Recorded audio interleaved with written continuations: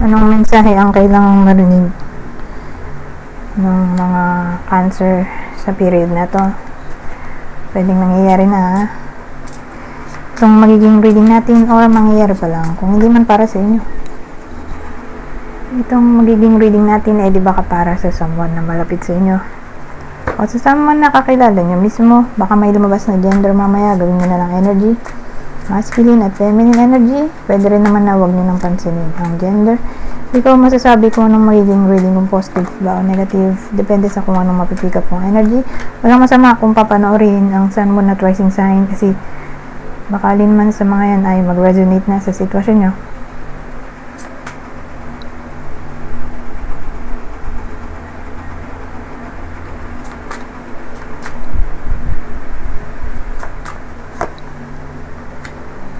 Ay, bago ako magsimula, ito pala ay Magician, 8 of Pentacles, High Priestess,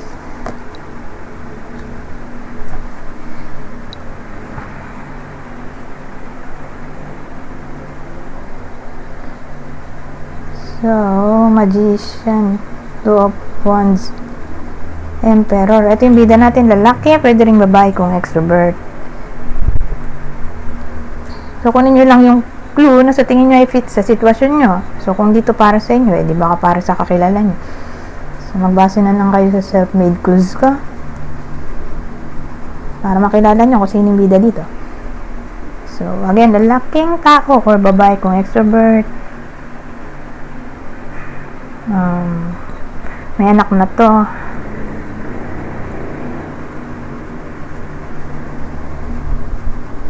Senior. Buntis. Empress pala yung buntis. Senior, ano pa ba? May dagdag po dito.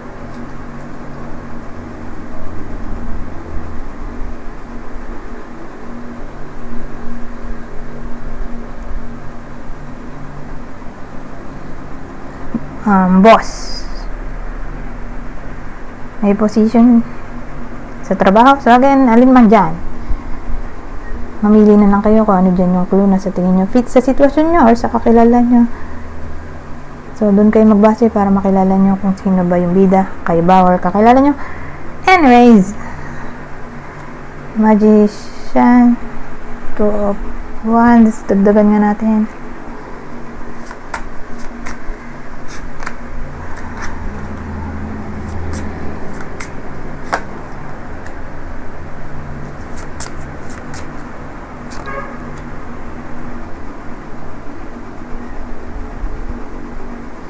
Ayan o to.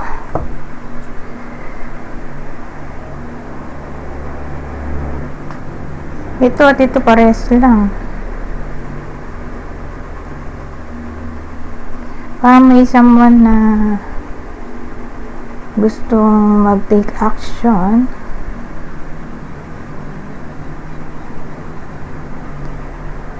Sa career. Siguro gusto niyo nang ma-permanent o gusto niyo nang ma-promote. So, for some reason,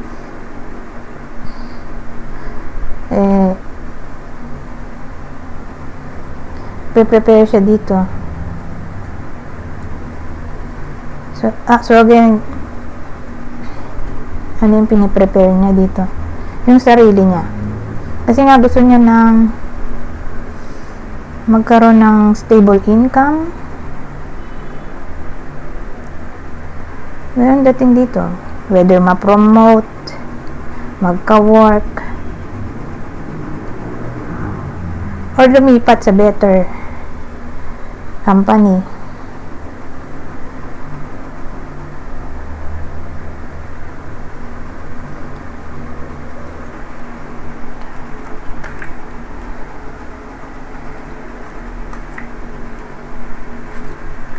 Ngayon,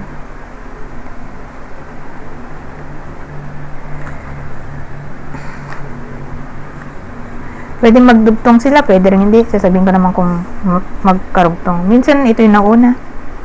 Bago to.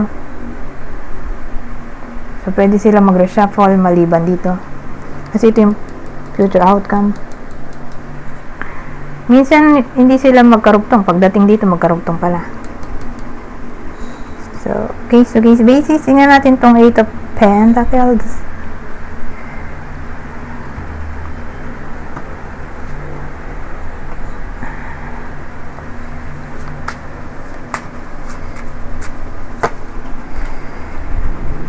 So, 8 of Pentacles at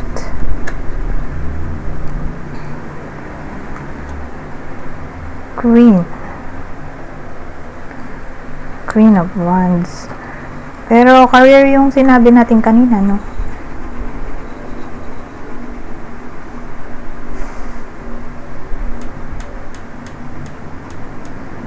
May tao ulit. Pero babae to.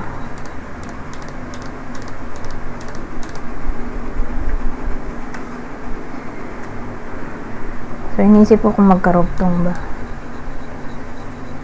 More like hindi.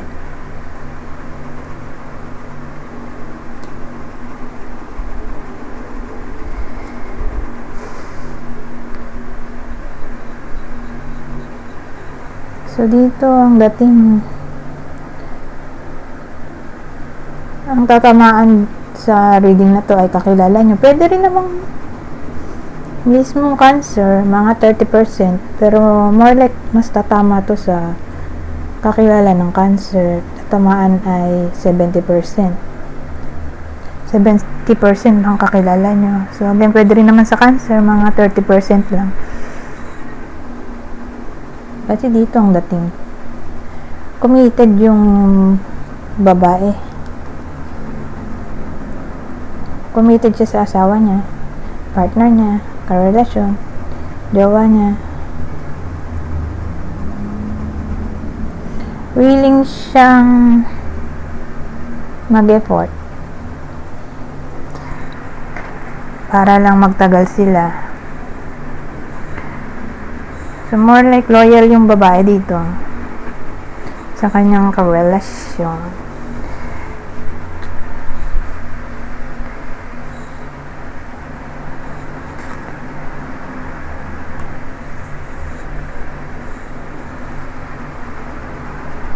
Pero pwede rin palang ano to, engagement.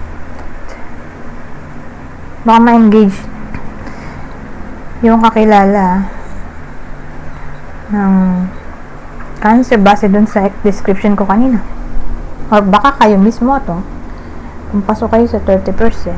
Anyways, paano nyo ba makikilala yung bida natin? Maglalaro ang edad niya sa mga 40 to 59 years old, hindi pa senior. Hindi pa senior. Morena.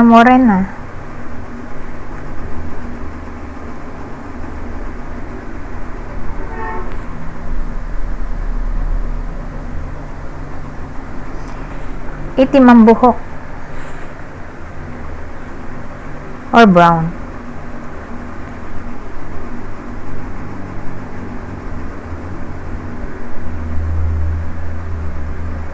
Babaeng tao or lalaki kung introvert. Pero who knows, baka mag-asawa sila. Kasi kung mag-asawa sila, may big age difference. Mas matanda yung lalaki sa babae. Pwede rin kung magkarugtong. Anyways, dito naman tayo sa High Priestess.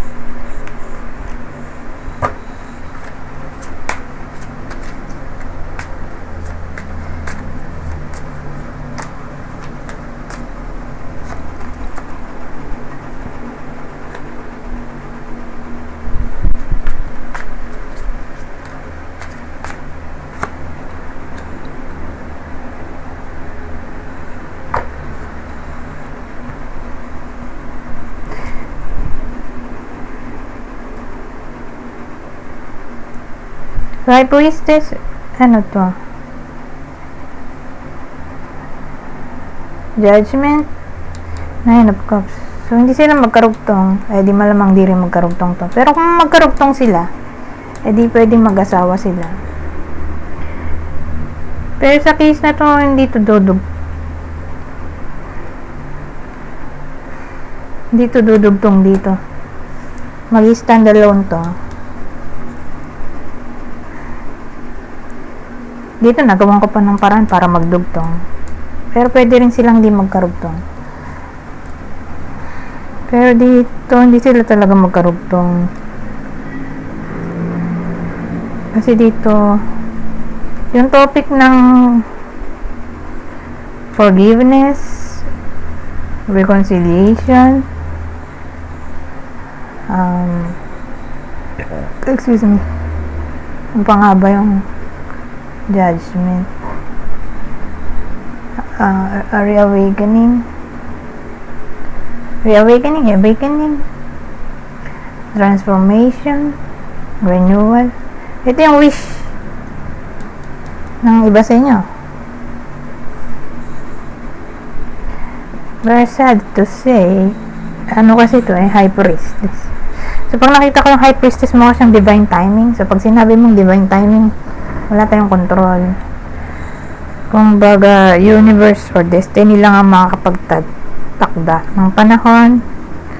Kung mangyayari ba itong wish ng iba sa inyo, tungkol doon sa sinabi ko, ano ba yun? Forgiveness, reconciliation, renewal, transformation, awakening, or reawakening. So, ganun. Ganun ang that's it.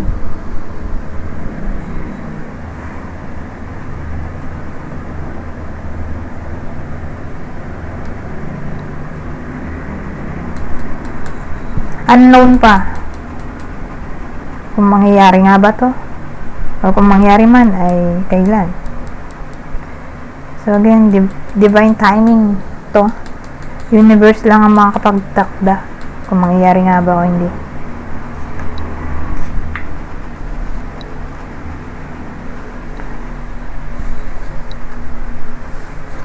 Anyways, since rumble yung reading natin, di wala na tayong clue kung sino yung person. Hindi kasi sila magkakarugtong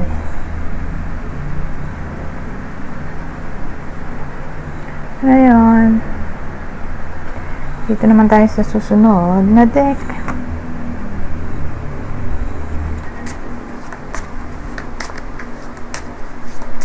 Ano bang masasabi nito?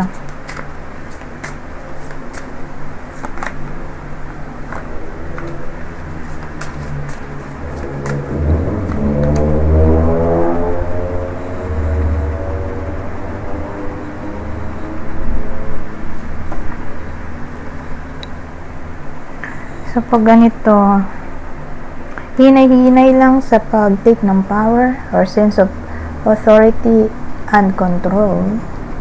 Kasi sabi caution. So, hindi tayo pwedeng maging masyadong strong. Or siguro, masyadong strong ay masama. Di ba? Kasi baka magmukhang arrogant or natawag doon yung parang walang paki or unemotional. So beware sa topic ng power, authority, control. Kasi anything too much ay masama nga.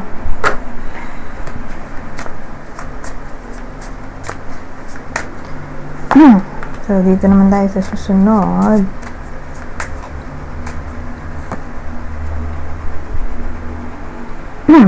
Respect, compassion. Ano kaya yun?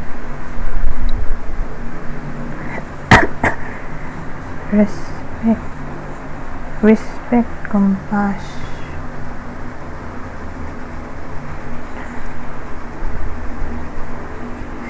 Anong topic ba dito?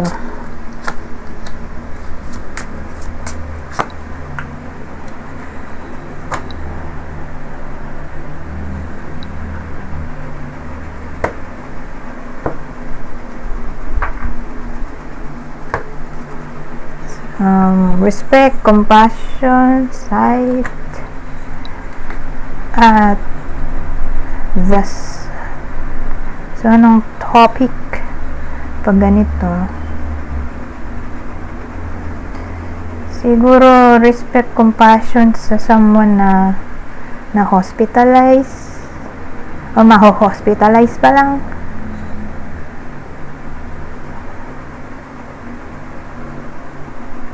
Lalo na siguro kung walang-wala yung tao at kailangan ng tulong.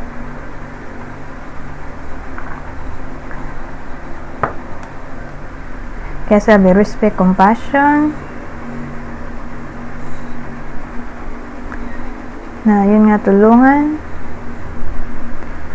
Or tungkol siguro to sa trabaho. Kung sakali man na ma-terminate or mag-resign for some reason, kaya papasok yung respect, compassion, at the sun, in a way na magpaka-positibo pa rin kahit na kaproblema.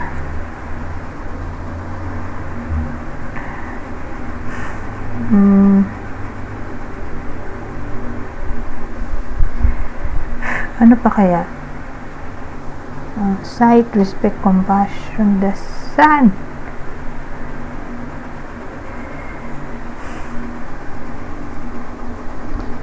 Siguro pwede rin kung may kinalaman sa someone na nahatulan ng kaso, nabigyan pa rin ng respeto at compassion, at magpaka-positibo pa rin, bigyan pa rin siya ng dignidad kahit na ayun nga, nakulong.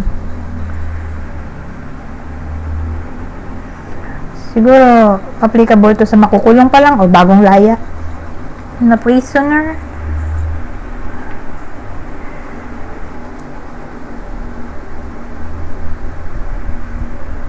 Pero overall, sabihin na lang natin pag-take action sa pag-respect at pagbigay ng compassion at magpaka-positibo in general.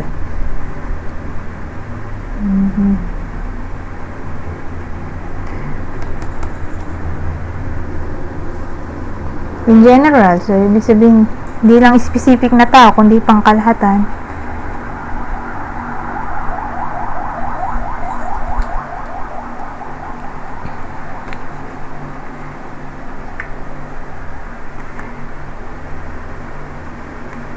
Lalo na sa mga beggar or walang-wala, poor, or mga taong maharap for some reason ng kanilang sariling problema.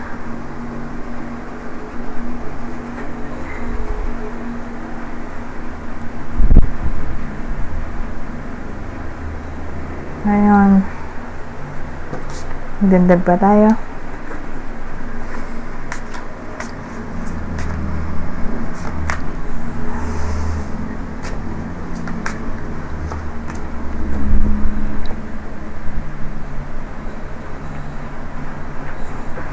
Sa case na to, ilan na ba to? Teka.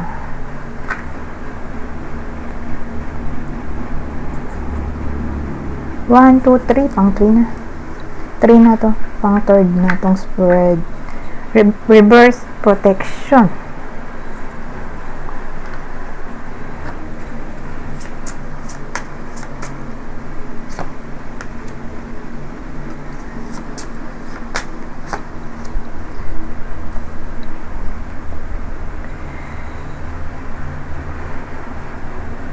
So, reverse protection star.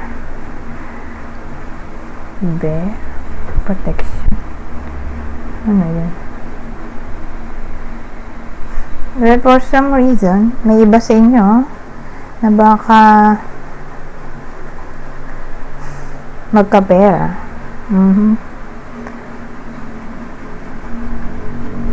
So, dun papasok yung reverse wala sa pagkakalog mo or walang pera. Ngayon, magkakapera. So, kailangan protektahan para hindi agad masayang, di ba? Itago agad sa bangko. Kasi for some reason, again, baka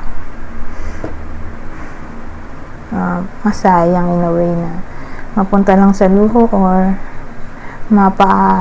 utang lang or baka may mangutang sa iba sa inyo. Sayang naman. Dahil hindi man lang nagtagal sa palad. River protection.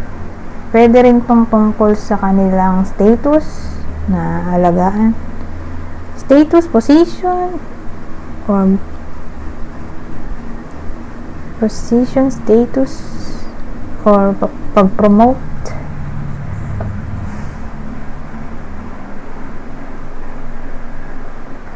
Na kailangan alagaan ng posisyon.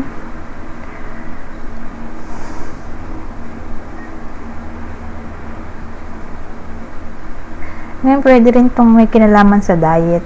Diet, exercise, health. Kasi for some reason, magbabagong buhay ang iba sa inyo. Kaya lang baka hindi na-maintain.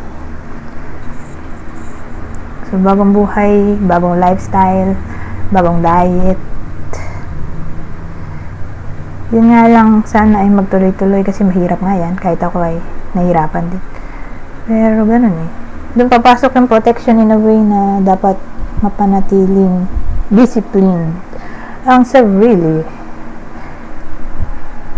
sa pag-exercise saka sa pagkain ng tama.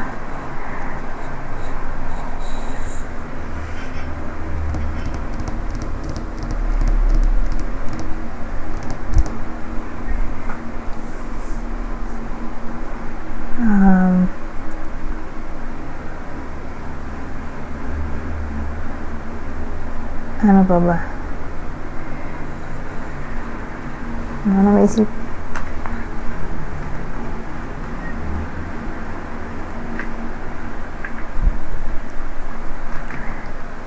Ngayon, dito naman tayo.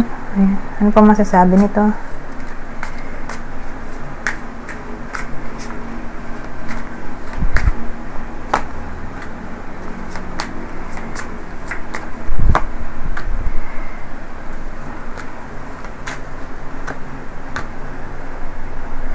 Puro court card pala to, no?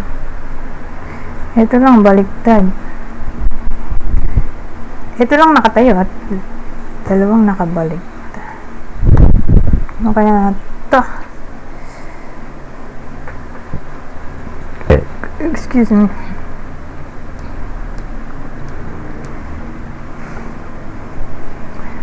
So,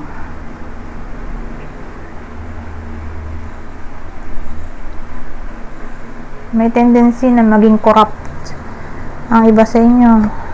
Siguro applicable lang to sa mga mayayaman o nasa gobyerno. O baka may marinig kayong tao na baka ma-involve sa corruption. So, hindi lang pala sa gobyerno, pwede rin yan sa mga company, mabigating company.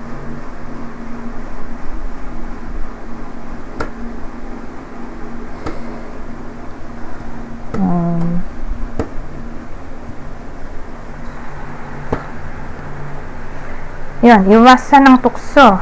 Tukso na maging corrupt. Ang dating.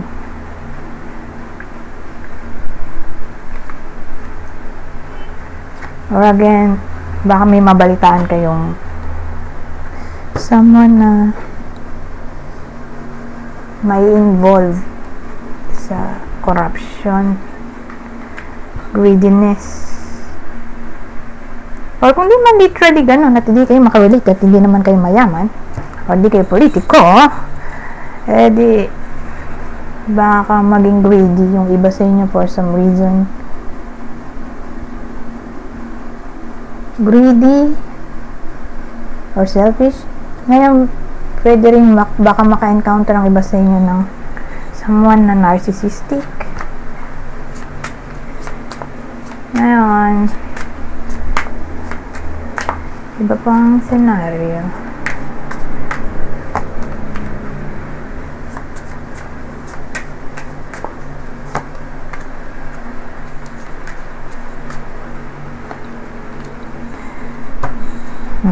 Tayo ulit, dalawang baliktad. Pero ayusin ko lang to.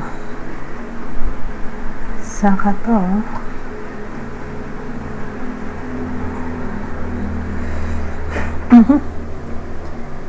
So, tungkol saan ba tong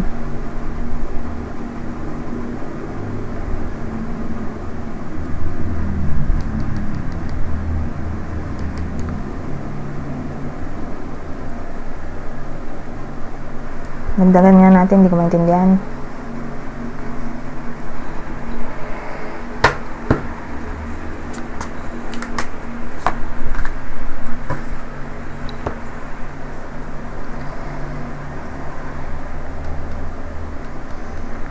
And eto sa case na to, ang dating sa akin,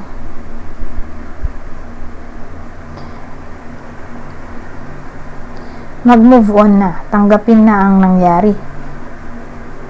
Kumbaga yung nangyari ay nasa past na. So wala na tayong magagawa kundi mag-move on kasi for some reason ay hindi madali. O nahihirapan ang iba sa inyo. So kailangan maging practical para maisagawa to. Ano kaya yun? Ano kaya naging problema dito? Practical, maging patient, responsible. So, ano kaya naging problem? Bakit kailangan mag-move on?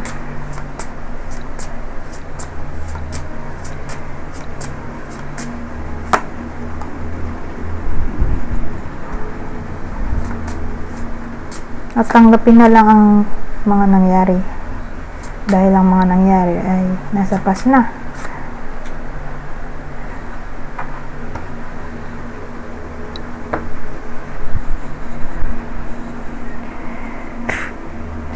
So, yung iba sa inyo ay maaring nabully, na-terminate sa work,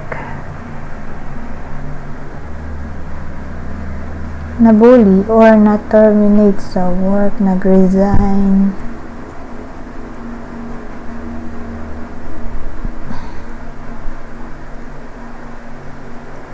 or ginost yung iba sa inyo, or binalak. So may someone na ng ghost or binalak yung iba sa inyo, or for some reason hindi na kayo kinausap. Parang feeling rejected yung iba sa inyo, feeling ignored. Whether nangyari na to or mangyari pa lang, pero isa lang ang direksyon, mag-move on na daw. Huwag nang isip-isipin ang nangyari sa nakaraan, tanggapin na gano'n na nga ang nangyari, wala na tayong magagawa. Kaya mag-move on na lang. Yun yung practical way dito.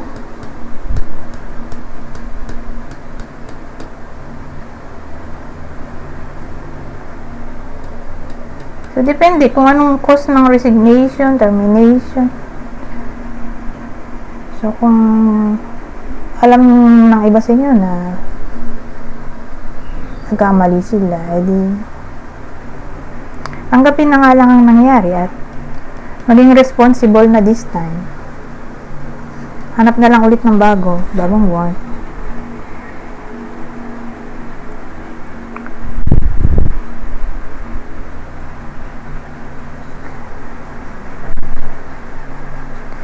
Pero kung ginaw sila, yung iba sa inyo, binalak, ginost, ay dun papasok yung self-respect. magkaroon ng self-respect at mag-move on na.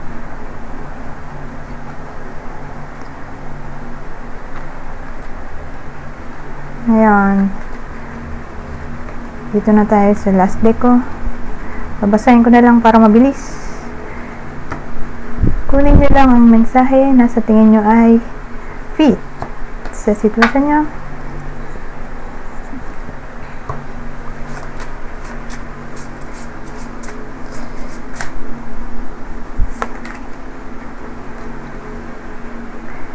So sabi, enlighten. Illumination is near. A period of enlightenment and clarity awaits. Sabi naman dito, companion. Listen to your inner voice. Your spirit guide is there to assist you. At ang huli. Ito maganda. Abundance.